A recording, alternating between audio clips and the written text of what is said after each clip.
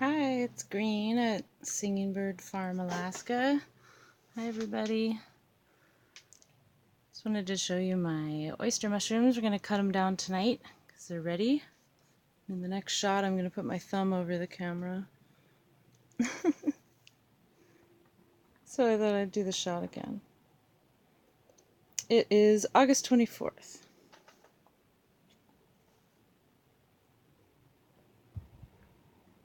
So I wanted to get a good shot of my compost tea in action.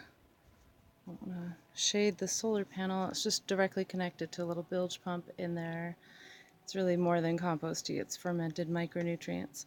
But inside of this bucket, you can see it stops because I shaded it. Inside of this bag of silk is like all the different soil samples that I've taken and could find and gather up. I don't know if you saw my unmissable nematode feeding frenzy YouTube video, but those guys are in here too, and everybody else. So that gets all churned up. Other things, some prawns for chitin and other nutrients. And I'm going to put that bag back in this big bucket because it has expanded now.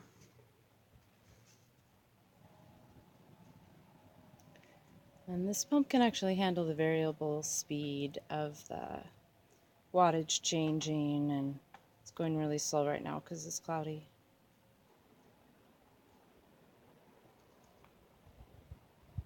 And here's one more unusual plant, a couple of them. These are my dye plants. I have madder and woad.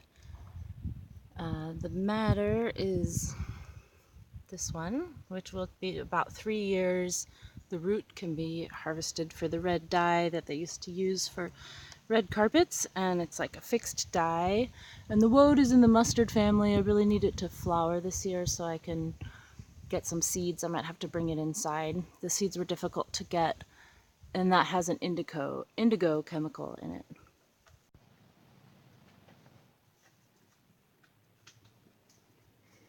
Perfect eating quality, I think now, fully expanded, but still with a slightly incurved margin.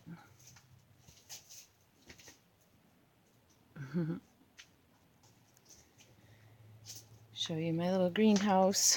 We got some better plastic for next year. My Arctic kiwi in here. These should be cool.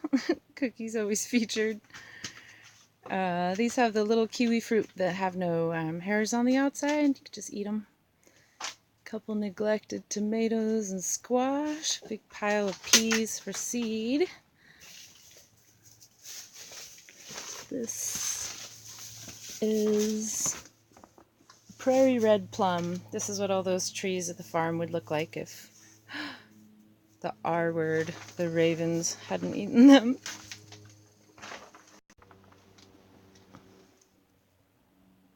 Oh my goodness, what was that?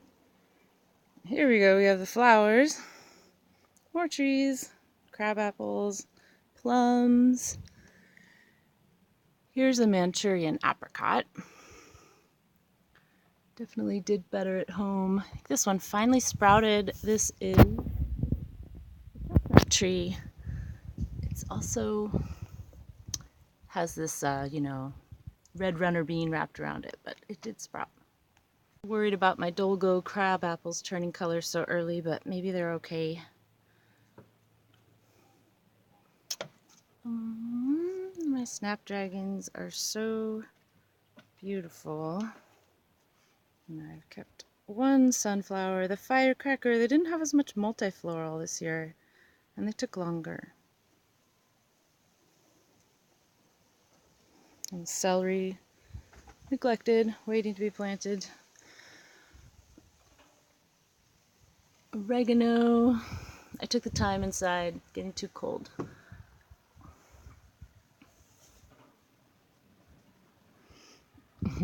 This lettuce, it's only a few weeks old. It's bigger than any of the lettuce at the farm. Pretty ridiculous. More trees that survived. This is a ginkgo biloba. Some of these just only sprouted a leaf like, a few weeks ago this month. My redwood, Giant sequoia. Kind of want to get a few more of those. Some red willows, and that's my 5-in-1 apple tree that they sent me that I didn't ask for, and another good apple. This is an aronia berry. Little guy. So I'll overwinter these in a garage. And some of these I don't think I'm even going to put into dormancy, like the ginkgo and stuff. I think I'm just going to take them inside and let them grow for a year. When they're a little bit bigger, I'll put them in the garage, and then a little bigger, they'll get planted actually in the ground. Well, these are kind of cool, these little silver dollar eucalyptus. You always just have that one that just takes off. A lot of columbine and lavender. I feel guilty my snapdragons are so beautiful.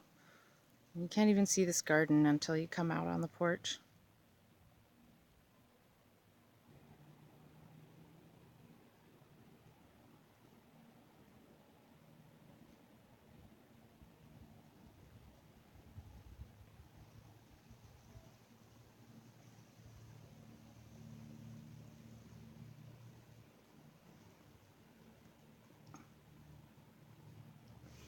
Still just really like the old-fashioned ones. So pure. I love the shape. There's nothing wrong with that either.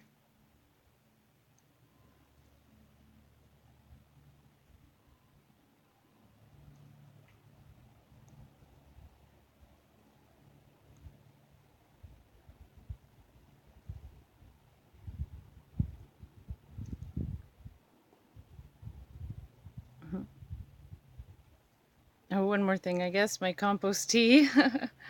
Little solar powered pump. Of course, all the rhubarb and asparagus for the farm.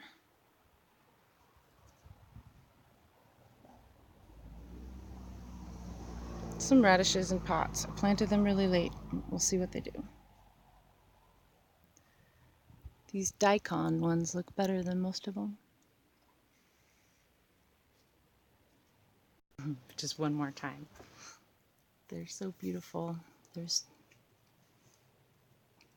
really blue, especially these ones. I don't know if you can see how blue they are.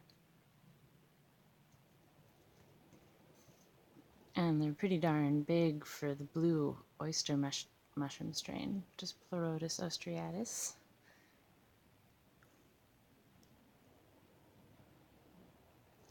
These are much smaller in this bag.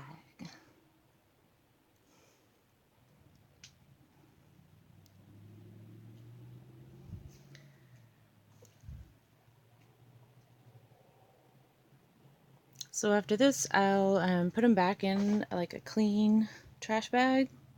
You can build up their humidity a little bit more, and I'll initiate pinning again, and I should get another flush. Bye!